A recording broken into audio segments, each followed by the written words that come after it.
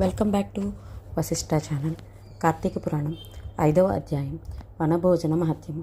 దీపారాధన గొప్పతనాన్ని విన్న జనక మహారాజుకు వనభోజన విశేషాన్ని వివరిస్తాను, సావధానుడవై వినవలసిందని వశిష్ఠముని చెప్పనారంభించాడు. రాజేంద్ర, కార్తీక మాస గొప్పతనాన్ని ఎంత వర్ణించను?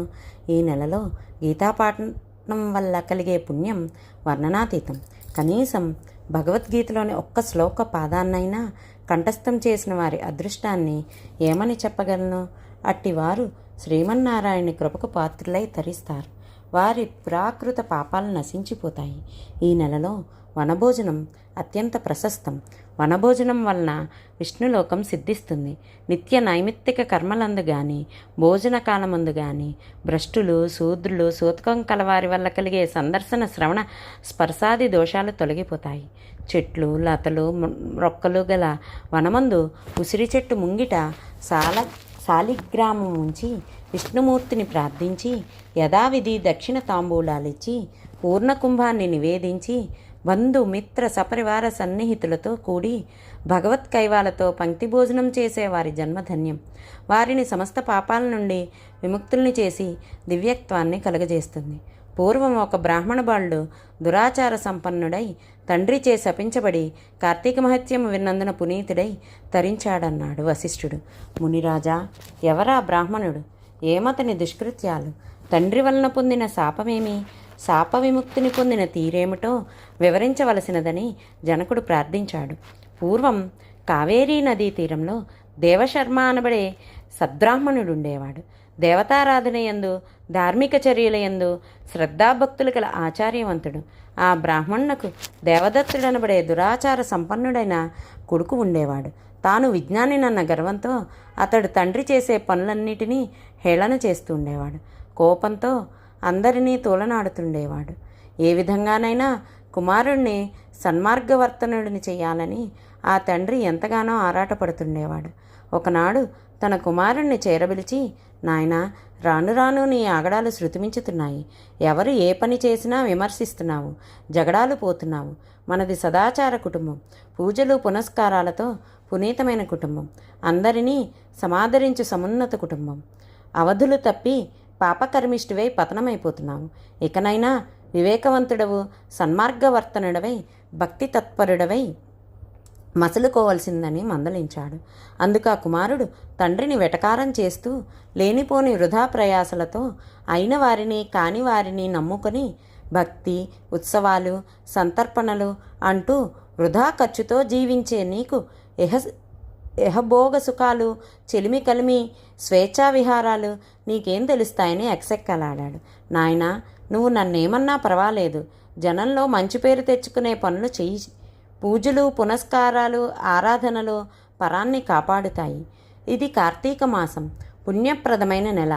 ఈ నెలలో చేసే స్నాన సంధ్యలు, దీపారాధనలు, సమారాధనలు, సంతర్పణలు సమస్తమైన పాపాలను పోగొడతాయి, ఉత్తమ గతుల్ని కలగజేస్తాయి. ఈ నెల్లాళ్ళైనా నియమబద్ధంగా నీతిగా ధర్మకార్యాలతో గడుపు అని ప్రబోధించాడు తండ్రి. తండ్రి, నీవెంత అమాయకుడవు! నెలలు కొన్ని మంచివి కొన్ని చెడ్డవి అనుకోవడమే నీ అమాయకత్వం. గుళ్ళల్లో దీపాలు వెలిగిస్తే పుణ్యమేమో కానీ ఇళ్లలో వెలిగించుకుంటే వెలుతురు కలుగుతుంది. వనభోజనాలని పేరు పెట్టి అయిన వారికి కాని వారికి సంతర్పణలు చేయుట కన్నా చుట్టాలకు బంధువులకు మిత్రులకు ఇంత వండి వార్పించి పెడితే సంతృప్తులవుతారు. మనకింత పెట్టే మంచి మనస్సు కలిగి ఉంటారని దుర్భాషలాడాడు.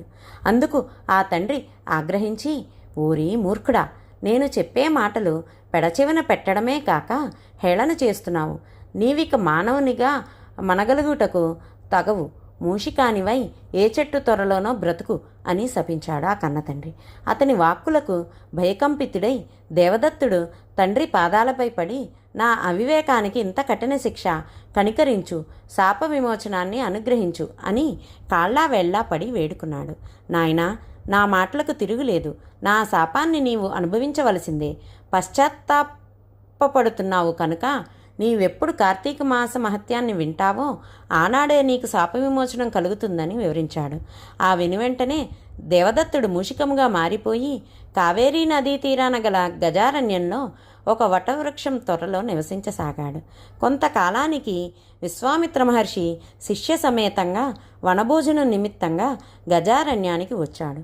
కార్తీక మాసం స్నానం చేసి చెట్టు కింద శ్రీమన్నారాయణ్ణి ఆరాధించి కార్తీక పురాణాన్ని శిష్యులకు వినిపించుచుండగా చెట్టు త్వరలోని మూషికం బయటకు వచ్చి పూజా ద్రవ్యాల్లో తినదగు వస్తువేదైనా దొరుకునని నిరీక్షించుచుండెను. ఆ దారిన పోతున్న కిరాతకుడొకడు విశ్వామిత్రుణ్ణి వారి శిష్యగణాన్ని చూసి ఎవరో బాటసారులని వారి వద్దనున్న ధనమును అపహరించవలనని ఆశతో వారి చెంతకు వచ్చెను.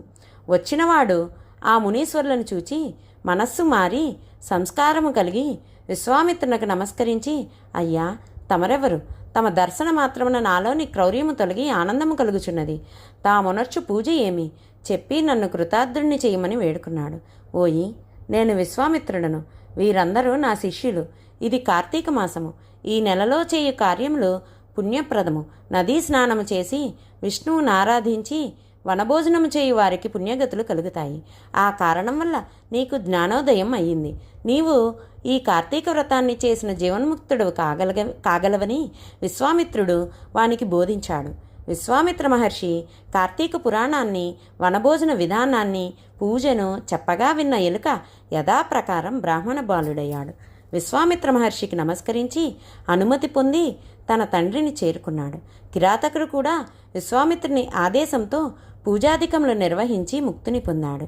మూషికానికి శాపవిముక్తి కలిగిన వనభోజన మహత్యము. కార్తీక పురాణము 5వ రోజు పారాయణ భాగం సమాప్తం.